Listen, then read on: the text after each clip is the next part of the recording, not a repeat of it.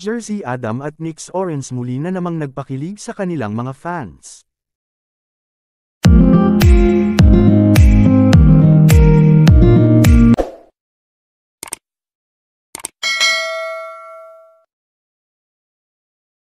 Grabe, sobrang kilig ng mga taga-TikTok industry.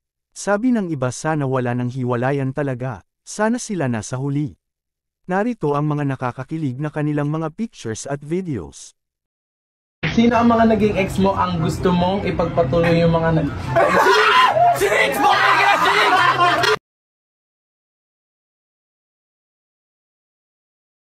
May chance ba na magbalikan?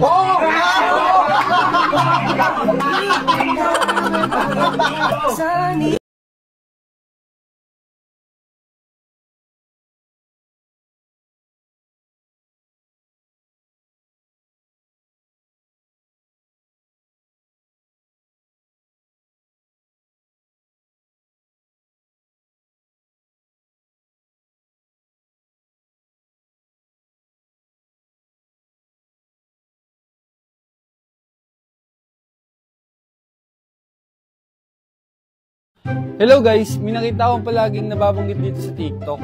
Ito ay bagong app na makakapagbigay ng negosyo nang hindi kailangan ng malaking pera o puhunan. Hindi na kailangan ng warehouse o stock room para sa inyong mga produkto at items na inyong ibebenta dito. Pati shipping, sagot na nila yan. Ang kailangan mo lang, cellphone at internet. At syempre, dito na tayo kikita sa pagbebenta ng sitaw. Oh, mali yung iniisip nyo ha. Sitaw. S-E-A-T-A-O. Sitaw.